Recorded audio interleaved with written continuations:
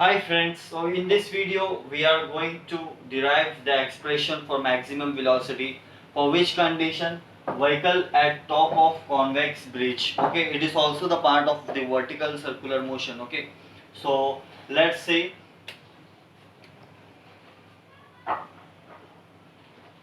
this is your convex bridge. Okay, and it is also a part of your circular motion. Okay, if I draw the complete circle, so if the vehicle will move around the circumference, it is also complete the circumference as an circular motion. तो हमारे पास जो है diagram है, ये convex shape है, उसमें क्या बताया गया है, vehicle at the top, vehicle है यानी यहाँ पर टॉप में एक व्हीकल है, तो मैं ये व्हीकल बना दिया। इस कौन से कॉन्वेक्स ब्रिज के टॉप में एक व्हीकल है, तो हम ये देखेंगे जब वे मैक्सिमम वेलोसिटी का जो डेरिवेशन एक्सप्रेस कर रहे हैं हम, तो इसमें कौन कौन से फोर्सेस एक्ट हो रहे हैं, उसकी मैक्सिमम वेलोसिटी कितनी होगी, उसका नॉर्मल रिएक्शन कितना होगा, कितना mg रहेंगे, तो ये गाड़ी जो है सेफली कांटेक्ट मतलब ये सरफेस के कांटेक्ट में रहेगा, ज़्यादा मतलब हो जाएगा अगर वेट ज़्यादा होगा या नॉर्मल रिएक्शन ज़्यादा होगा, तो ये क्या होगी गाड़ी, अगर फॉर एग्जांपल ये हॉरिजॉन्टल सरफेस है, यहाँ पर से गाड़ी मूव हो रही है, ओके, विद द वेलोसिटी, तो ये तो सिंपल हॉरिजॉन्टल सरफेस है, सीधा मूव होगी गाड़ी, व्हीकल सीधा मूव होगी, कुछ सेफली मूव होगी, इसका एक्सीडेंट होना बहुत ही मुश्किल है।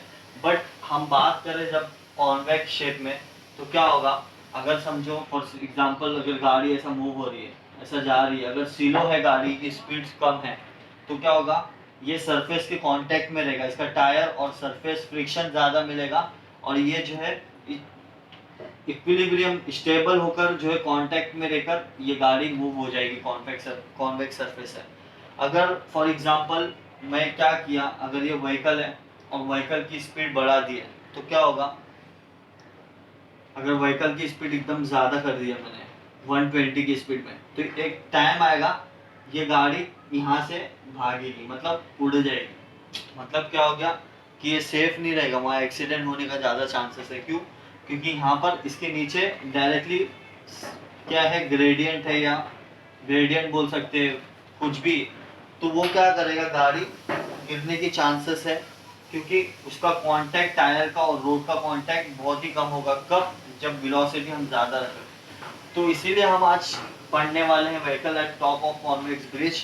ऐसे कंडीशन में हमको कितनी वेलोसिटी, कितने मैक्सिमम वेलोसिटी रखना है जो कि गाड़ी जो है सेफली मूव हो जाए कॉन्वेक्स ब्रिज से और एक्सीडेंट भी ना हो। ओके, तो आपने समझ गया होगा कि यहाँ पर क्या जो है मेन हमारा रीज़न क्या है इसका डेरिवेशन फाइंड करने का, ताकि गाड़ी जो है, अगर गाड़ी की स्पीड ज़्यादा हो गई तो ये कांटेक्ट छोड़ देगा, ये जो सरफेस और टायर का कांटेक्ट है ये उड़ने लगेगी गाड़ी, कब, जब ये गाड़ी फास्ट में जाएगी, तो ये कौन से स्पीड में, कितनी स्पीड में, अगर मैं कम भी रखता हूँ वेलोसिटी, तो ये जो जो भी व्हीकल है ये कांटेक्ट में रहेगा, सरफेस के, रोड के कांटेक्ट में रहेगा, ब्रिज के कांटेक्ट में रहेगा, और ज़्यादा रखूँगा तो क्या आएगा, यहाँ से ऐसा ऊपर चले जाएगी गाड़ी, मतलब उड़ जाएगी, वहाँ एक्सीडेंट होने का डर है। तो हमको कितने स्पीड रखना है कि गाड़ी जो है फॉर एग्जांपल सेफली मूव हो जाए बिना एक्सीडेंट के। ओके, तो हम उसका डेरिवेशन करेंगे, तो उससे पहले हमको ये पता होना चाहिए कि गाड़ी है, गाड़ी का कुछ मास होगा, मास है तो उसका ग्रेविटी कहाँ लाइज होगा, डाउनवर्ड डायरेक्शन, यानी उसका वेट हमेशा से, हम स्टार्टिंग से पढ़ रहे हैं, डाउनवर्ड डायरेक्शन की तरफ उसका वेट जाएगा। Why? Due to gravity, mass always act in downward direction. Okay? अब मैंने फर्स्ट लेक्चर से आप लोगों को बताया कि जो भी गाड़ी का वेट है, कोई भी चीज़ को बैलेंस करने के लिए कोई एक अलग कंपोनेंट उसके अपोजिट में होता है ताकि वो बैलेंस रहे। ओके, तो mass into gravity is nothing but your weight, तो यहाँ पर एक नॉर्मल रिएक्शन रहेगा जो कि एक्ट करेगा कहाँ पर, आपका अपवर्ड डायरेक्शन में। इसको बैलेंस करने के लिए एक नॉर्मल रिएक्शन हो गया आपका, ताकि अगर मेरा भी है, मैं आपको स्टार्टिंग से लेक्चर में बता रहा हूँ, मेरा भी कुछ वेट है, मुझे बैलेंस करने के लिए एक अपवर्ड फोर्स रहेगा, वो क्या है, नॉर्मल रिएक्शन। तो ये गाड़ी को स्टेबल सेफ मूव होने के लिए वहाँ पर एक नॉर्मल रिएक्शन एक्ट होता है उसके वेट के अपोजिट में। इतना हो गया आपका। अब ये कॉन्वेक्स ब्रिज है आपका, ये कौन सा ब्रिज है, कॉन्वेक्स ब्रिज। ओके, अब ये कॉन्वेक्स ब्रिज है, तो टोटल कितने फोर्स एक्ट हो रहे हैं, 2 फोर्स।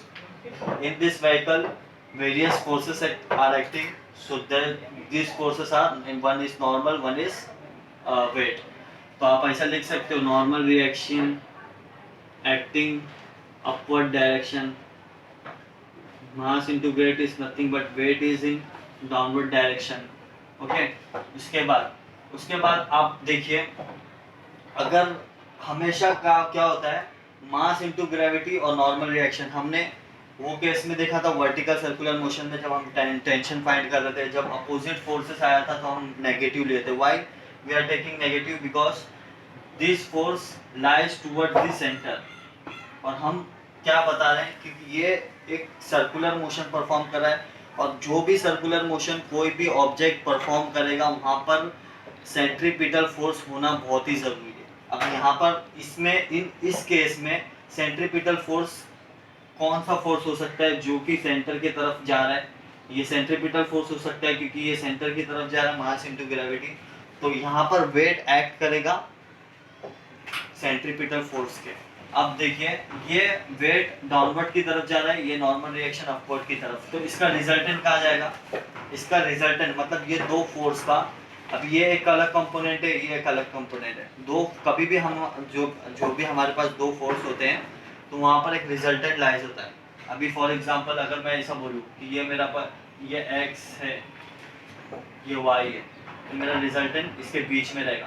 तो अभी मेरा ये भी एक फोर्स है, ये भी एक फोर्स है, तो रिजल्टेंट मेरा कहाँ पर जाएगा, डाउनवर्ड डायरेक्शन की तरफ। क्यों, क्योंकि rise due to the centripetal force.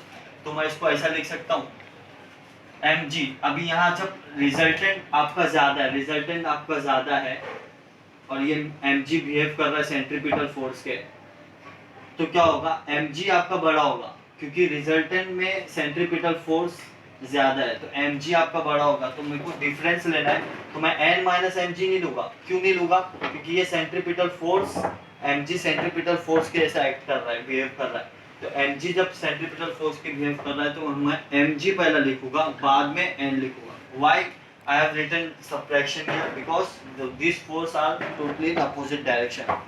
तो मैं mg minus n which is equal to, ये दोनों फोर्स का सब्ट्रैक्शन, मतलब ये दोनों का रिजल्टेंट क्या मिल रहा है मुझे, सेंट्रीपिटल फोर्स मिल रहा है, तो सेंट्रीपिटल फोर्स मिल रहा है, तो सेंट्रीपिटल फोर्स लिख दो आप।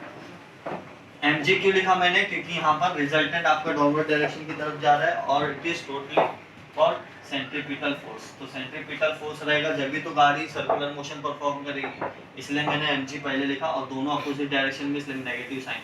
अब आपको पता है कि सेंट्रीपिटल फोर्स का जनरल फॉर्मूला क्या होता है, mv² divided by r। Okay, ये हो गया। इतना होने के बाद अब हमको क्या निकालना है, मैक्सिमम वेलोसिटी के लिए हम डेरिवेशन करना है। मैक्सिमम वेलोसिटी के लिए तो यहाँ पर v है, तो v को आप यहीं रखो, ये डिवाइड में यहाँ के ये m से m कैंसिल हो गया। ओके, तो एक काम करो, m से m कैंसिल कर दिया, ये नेगेटिव है, माइनस में वहाँ के प्लस में, तो g which is equal to v² divide by r plus n। Okay, अभी ये n क्या करेगा, ये r है, यहाँ पर डिनोमिनेटर में यहाँ क्या ले लो, तो न्यूमरेटर में आ जाएगा r into g which is equal to v² plus n। अब फ्रेंड्स मेरे को वेलोसिटी चाहिए, यहाँ पर n एक्स्ट्रा आ रहा है। अब n के लिए हमको जब भी मैक्सिमम वेलोसिटी के लिए एक चीज हमें पता होना चाहिए कि velocity always inversely proportional to the normal reaction. इसका मतलब क्या, इसका मतलब ये है फ्रेंड्स कि आपको इसका रिलेशन पता होना चाहिए जब भी आपको ये चीज समझेगी। यानी मैं क्या बोल रहा हूँ कि स्पीड जो है is inversely proportional to the normal reaction, मतलब कि अगर मैं स्पीड बढ़ाऊंगा ओके तो नॉर्मल रिएक्शन कम हो जाएगा। मतलब मैं क्या बोल रहा हूँ कि अगर ये गाड़ी की स्पीड कम होगी तो ये सरफेस के कांटेक्ट में रहेगा, स्टेबल सेफली मूव करेगा व्हीकल। स्पीड ज़्यादा हो गई तो नॉर्मल रिएक्शन क्या होगा, कम हो जाएगा। नॉर्मल रिएक्शन कम होगा तो गाड़ी ऊपर की तरफ भागने लगेगी। क्यों? क्योंकि नॉर्मल रिएक्शन अगर मैं एब्सेंट कर दिया तो गाड़ी क्या जाएगी, ऊपर चले जाएगी, तो एक्सीडेंट होने के चांसेस है।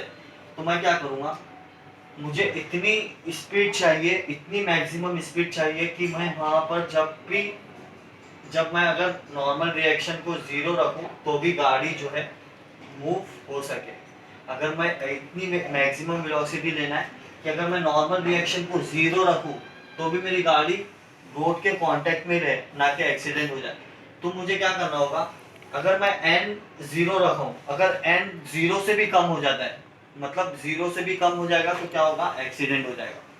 तो मुझे जीरो ही रखना है कि मुझे मैक्सिमम वेलोसिटी में भी उस गाड़ी स्टेबल मूव कर सके। मतलब आप समझ रहे हो कि एन अगर जीरो भी होगा तो भी चलेगा, जीरो से कम नहीं होना चाहिए। उसकी परमिसिबल लिमिट क्या है, जीरो। अगर उससे कम हो गया तो गाड़ी का एक्सीडेंट हो जाएगा और उसकी स्पीड मैक्सिमम रहनी चाहिए। समझ लो, अगर स्पीड ज़्यादा होगी नॉर्मल रिएक्शन कम, ये रिलेशन याद रखना है।